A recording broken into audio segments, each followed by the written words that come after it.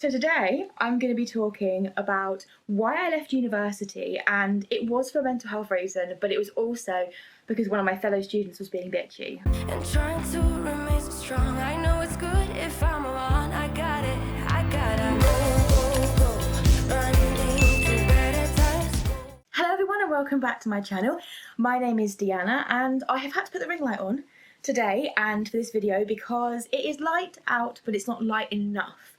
And it's not sunny, so therefore I haven't got enough natural light to be able to film without a ring light, so this is a setup for today. I'm going to go ahead and get started into this story time, and it is going to get juicy, so stay tuned right until the end. So I'm going to tell you about why I left university, what course I was studying, and what happened to cause me to leave university. So I was studying mental health nursing, and I was in first year.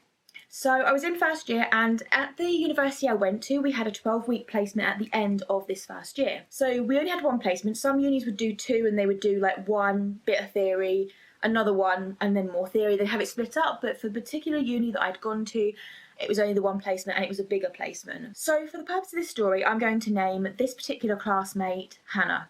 Her name is not Hannah, but we're going to call her Hannah for the purpose of this story.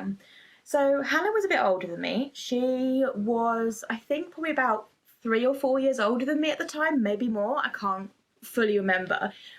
But me and Hannah were put on the same placement, and for the whole of the academic year up until this placement, there'd been no real disagreements. There'd been like little tiffs where we hadn't quite agreed on something, but nothing really big that would have caused me to like hate her or dislike her to a point where I would have not wanted to go on placement with her. Like, I'm just being professional here and I'm going to go on placement with whoever I'm put with because that's just what you do.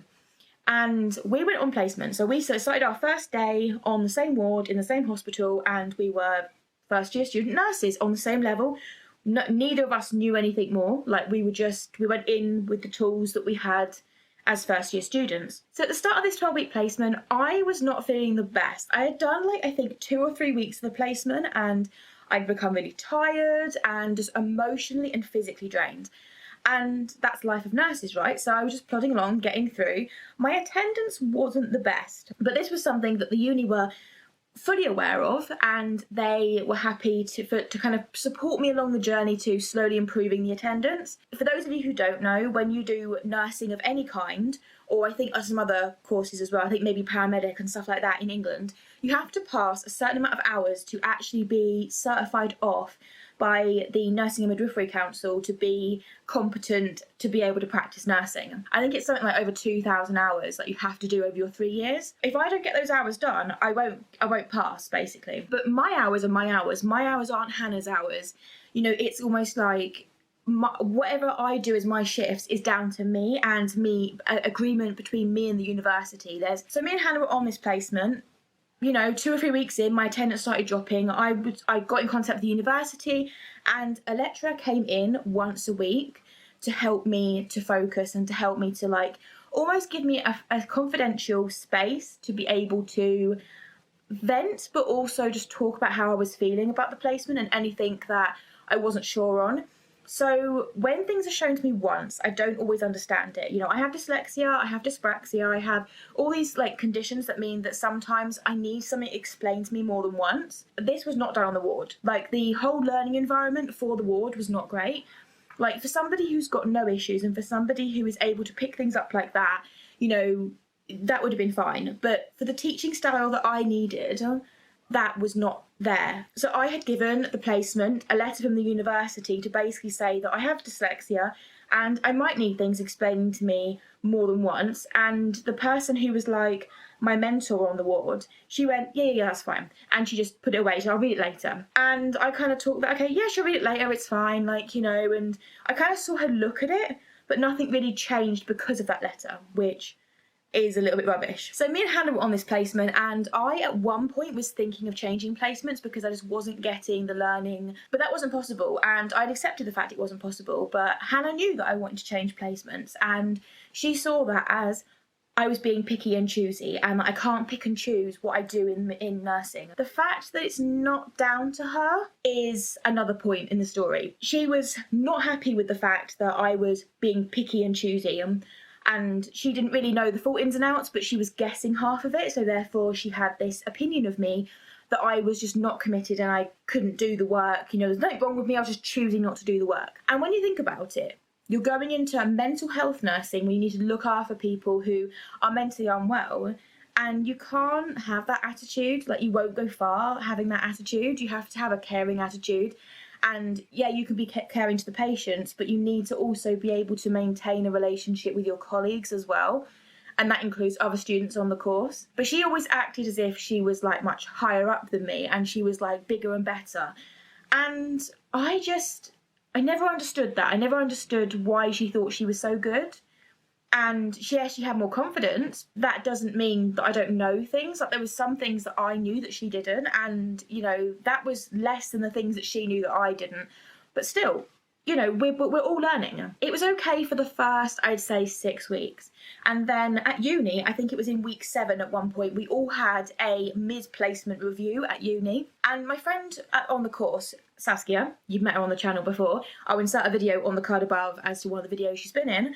But this girl, Hannah, said to Saskia, oh, do you know that Deanna's been self-harming again? She was like, no, she would have told me if she was self-harming again. And she goes, well, can you check up on her for me? So Hannah acted as if she was this caring person who just wanted to get me help. Twist to this story, I wasn't self-harming. I hadn't self-harmed in a year previous to this. Like, you know, I was on the road to recovery. I, you know, was doing the best I'd ever done at the time. And obviously I'm doing better now, but I was a year self-harm free. I was doing really well with the support I had. And yes, I still got emotional, but doesn't everyone? So she told my friend, Saskia, that I'd been self-harming. Saskia called me and she goes, you haven't been self-harming again, have you?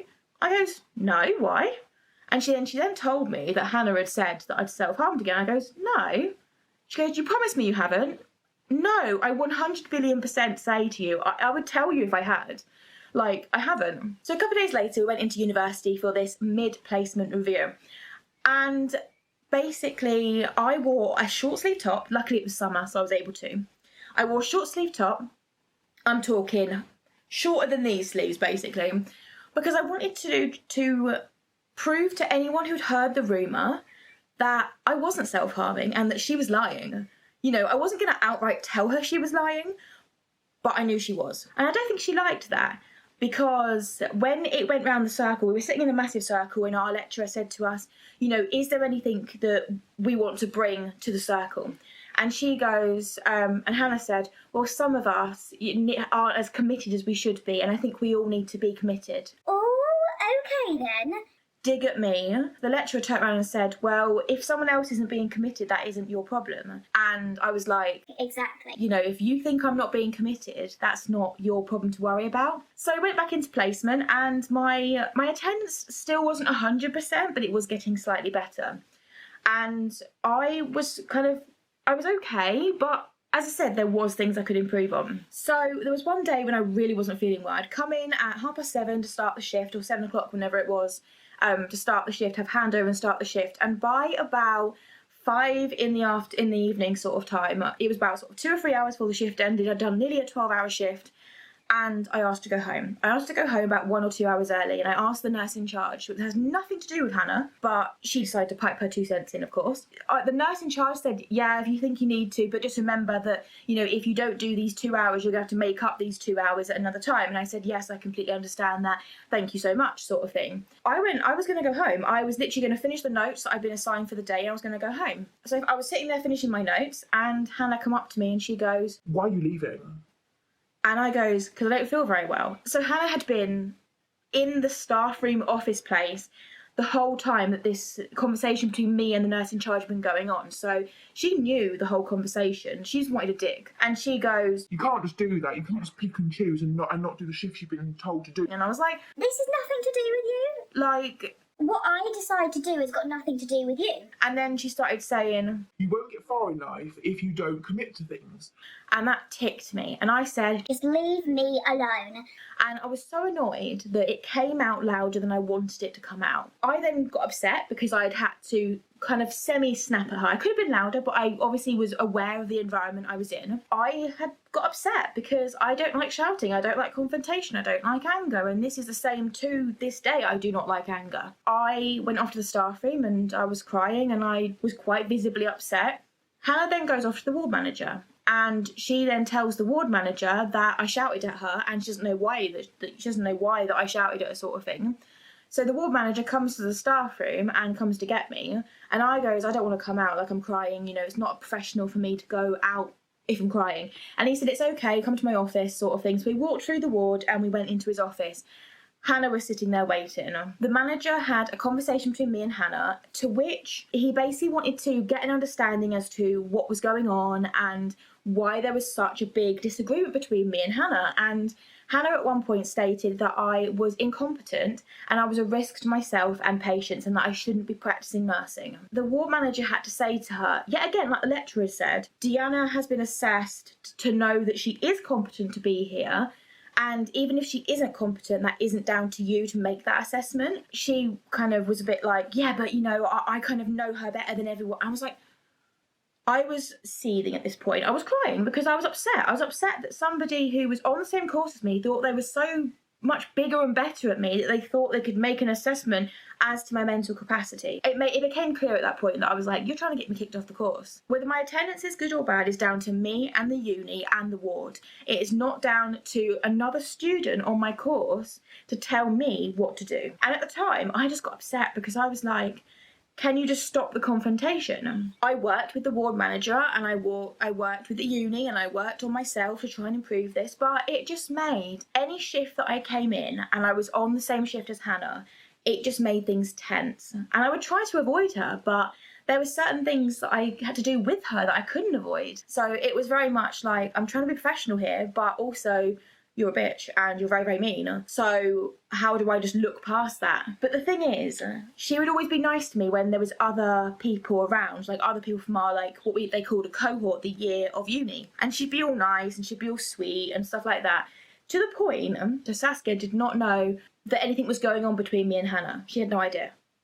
Absolutely no idea. And it was only when we finished the placement, and actually I did end up dropping out of uni, that it all came to head. I told the uni about this girl Hannah's behaviour, and I basically showed them text and showed them evidence about, you know, what had happened, because there was text between me and Hannah about how I was incompetent and that I shouldn't be practicing nursing, and there was evidence to say that she had said all these things. My friend Saskia said to me, oh, what's been going on, why you left, all the bits and pieces, and I had to tell her that it was Hannah's fault and it was Hannah that had caused all these issues. She was almost in disbelief. She was like, Hannah's not that sort of person. And I go, yeah, she is. And this only happened when I was actually sectioned after coming out of the uni course, because things just got too much and I snapped. I couldn't cope with it, and I truly believe that I wouldn't have left that course, or I wouldn't have been pushed and felt like I had to leave, if Hannah hadn't done what she had done. I feel that Hannah got what she wanted in the end of the day, but I also feel that if I look at what I'm doing now and the difference I'm trying to make now, I am happy that I'm not doing nursing, because I'm doing YouTube where I can also give back to the mental health community, and I can also talk about my feelings, and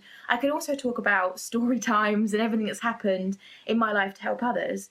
But I don't need to be around people who are toxic, and Hannah was very toxic. So as I said, I briefly mentioned I was sectioned. I will do another video about what it's like to be sectioned, but I got sectioned following a OD, and I'm not gonna say the word because I don't know if YouTube likes the word. I was sectioned following that, and I needed it. I needed the time. I needed to be sectioned because I wasn't safe.